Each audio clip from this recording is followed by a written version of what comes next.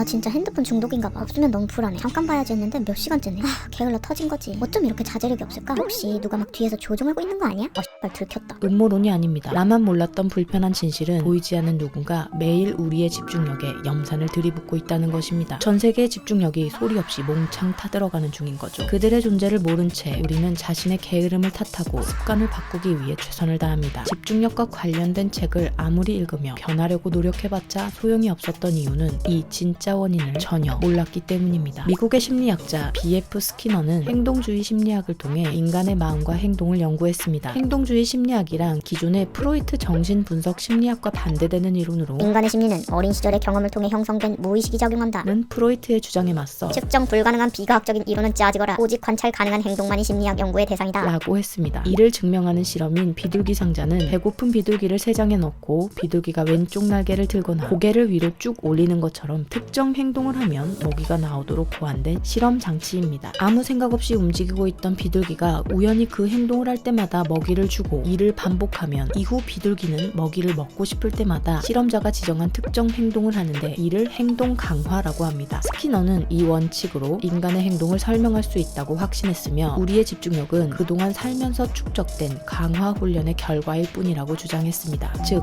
인간은 설계자가 선택한 방식으로 재설계될 수 있다는 거죠. 오랜 시간이 흐른 후 인스타그램 설계자들은 이런 생각을 합니다. 만약 우리가 사용자들에게 하트와 좋아요로 셀카를 찍는 행동을 강화시키면 저 비둘기처럼 사람들도 강박적으로 사진을 찍어 올리지 않을까? 그들은 스키너의 핵심 기술을 적용했고 전 세계 수십억 사람들을 그들만의 비둘기로 만드는 데 성공했습니다. 결국 우리는 보상을 얻기 위해 기괴한 춤을 추도록 훈련된 상자 속 비둘기가 된 것입니다. 설계자가 되어 사람들의 행동을 통제할 수 있다면 그것은 권력이자 돈이 됩니다. 전 구글 엔지니어 크리스탄 해리스는 넷플릭스 인기 다큐멘터리 소셜 딜레마에 출연해 전 세계적 유명세를 얻었습니다. 어느 방에 들어간다고 생각해보세요. 그 방은 제어실인데 100명 정도 되는 사람들이 작은 다이얼이 달린 책상 위로 고개를 숙이고 있어요. 바로 이 제어실이 10억 명의 생각과 감정을 결정해요. 공상 과학소설처럼 들리겠지만 이런 곳은 지금도 존재합니다. 어떻게 하냐고요? 제가 그곳에서 일했기 때문이죠. 그는 구글에서 성공의 기준은 참여도로 측정되며 이는 사용자의 시선이 상품에 머문 시간으로 정의할 수 있습니다. 참여도가 높으면 좋은 것, 참여도가 낮으면 나쁜 거죠. 이유는 단순합니다. 사람들이 핸드폰을 더 오래 들여다볼수록 그들이 더 많은 광고를 보게 되고 그만큼 구글은 많은 돈을 법니다. 구글을 비롯한 거대 테크 기업들은 지금도 아무렇지 않게 10억 명의 인구의 집중력을 좀먹고 있습니다. 집중하지 못하는 것은 우리 잘못이 아닙니다. 우리의 산만함은 그들의 연료가 되고 그들은 당신을 끊임없이 핸드폰을 확인하게 하는 비둘기로 만듭니다. 그런데 참 아이러니하게도 집중력을 위한 마음챙김 워크숍이 인스타와 구글에서 무척이나 인기를 끌고 있습니다. 그들이 바로 이 세상을 산만하게 만드는 가장 큰 가해자인데 말이죠. 거대 테크 기업들이 돈을 버는 방식은 두 가지입니다. 첫 번째, 광고. 화면을 들여다보는 시간만큼 돈을 벌며 이탈할 때마다 돈을 잃습니다. 광고주는 우리의 시선을 얻는 대가로 테크 기업에게 돈을 지불합니다. 두 번째, 예측. 그들이 우리가 계속 스크롤 내리게 하거나 로그오프를 막기 위해 안간힘을 쓰는 가장 큰 이유가 바로 이것 때문입니다. 검색하는 모든 것이 스캔, 분류, 저장되고 이렇게 축적된 개인정보를 광고주에게 판매합니다. 이는 마치 저주인형과 같습니다. 처음에는 별로 비슷한 것 같지 않지만 당신이 우연히 흘린 머리카락, 손톱, 발톱을 빠짐없이 주워 담기 시작합니다. 온라인상에 남겨지는 그 자잘한 흔적들을 전부 수집하여 메타데이터를 재구성하면 저주인형은 점점 당신과 닮아갑니다. 그리고 이 저주인형이 유튜브에 등장했을 때 어떤 영상에 반응을 하고 움직이는지를 분석합니다. 지구에 사는 인간 4명 중 1명이 이런 인형을 갖고 있으며 샤머니즘보다 과학적이고 정확한 알고리즘이 당신의 삶 전체를 예측하고 통제하게 될 것입니다. 테크 기업이 당신에게 무언가를 공짜로 제공한다면 그건 오로지 저주인형을 더욱 정교하게 만들기 위해서일 뿐입니다. 저주인형은 우리가 화면에 검색하는 내용뿐만 아니라 집에서 말하는 내용까지 포함할 수 있습니다. 당신이 나중에 사야지 하고 잊어버렸던 그 물건이 자꾸 광고에 뜨는 건 결코 우연이 아닙니다. 이 저주인형은 감시 자본주의라고도 불리며 이것이 바로 그들의 사업 모델입니다. 그들의 사업 모델은 스크린 타임이지 우리의 일상이 아닙니다. 이들이 저주인형을 만들기 위해 당신의 집중력을 망가뜨리는 6가지 방식은 첫 번째, 보상. 우리가 잦은 보상, 즉 하트와 좋아요를 갈망하고 이런 반응을 빼앗겼을 때 금단 증상을 겪게 만듭니다. 이 시스템에 연결되면 즉각적인 보상에 익숙해져 핸드폰을 더 많이 집어들게 됩니다. 두 번째, 전환. 어떤 일을 하다가 다른 일로 방해를 받으면 뇌는 재설정됩니다. 바로 이것을 전환이라고 합니다. 인스타, 페이스북, 쇼핑, 메일 등을 돌아가면서 확인하거나 릴스, 쇼츠, 틱톡처럼 스크롤을 자동 무제한으로 하게 만드는 것이 바로 이에 해당합니다. 세 번째, 학습. 우리가 무엇에 반응하는지 아주 구체적으로 파악해 집중력을 뚫고 들어오는 방법을 학습합니다. 우리가 핸드폰을 내려놓으려 할 때마다 학습한 내용을 토대로 계속 스크롤을 내리게 만듭니다. 즉 가장 산만해지는 지점을 학습해 겨냥하는 거죠. 잠이 안 와서 잠깐 켠 유튜브에서 숙면을 위한 ASMR을 찾아보다가 새벽 3시에 피지 짜는 영상을 보고 있는 건 결코 우연이 아닙니다. 네 번째, 빡침. 분노는 집중력을 망가뜨립니다. 과학자들은 사람들이 분노하면 평소만큼 집중하지 못하며 정보 처리의 깊이가 옅어짐을 발견했습니다. 유튜브 알고리즘의 응총을 받기 위해서는 긍정적인 것보다 공격, 나쁜, 비난이 훨씬 유리한 이유가 바로 이것입니다. 다섯 번째, 착각. 나의 빡침 포인트를 학습한 알고리즘은 계속 비슷한 컨텐츠를 소비하게 만듭니다. 문제는 나처럼 분노 유발 콘텐츠를 소비하는 사람들에게 둘러싸여 세상은 다 이렇구나 하고 착각하게 만든다는 것입니다. 결국 사회 전체에 불을 지릅니다. SNS에서는 거짓 주장이 진실보다 더 빨리 퍼져나가는데 알고리즘이 분노를 유발하는 내용을 약 6배 정도 더 빠르고 멀리 퍼뜨리기 때문입니다. 개인의 집중력이 분노로 휩싸이면 결국 사회가 힘을 합쳐 문제를 해결하지 못하고 그저 사실이 아닌 쌉소리에 주의를 기울이도록 이리저리 떠밀려 다니게 됩니다. 자동 추천된 뉴스 영상을 보고 내일 당장 나라가 망하거나 지구가 멸망해도 이상하게 느껴지지 않는다면 나와 똑같은 저주 인형이 누군가의 손에 이미 존재한다는 거겠죠. 알고리즘은 개인의 집중력을 망치고 사람들의 머릿속에 기괴한 거짓 정보를 가득 채워 자기 존재에 대한 진짜 위협과 존재하지도 않는 위협을 구별하지 못하게 만듭니다. 이는 곧 내가 살고 있는 일상이 실제로 더 위험해진다는 뜻이며 과도한 각성 상태에서 우리의 집중력을 더욱더 망가뜨립니다. 오늘 영상은 여기까지입니다. 라고 하면 너무 무섭고 찝찝하죠. 다음 영상에서는 해결 방법과 실제 제가 일상에서 적용하고 있는 몇 가지 팁을 정리했으니 기대해주세요. 그럼 여러분의 교양 있는 집중력을 응원하며 다음 영상에서 또 만나요. 안녕.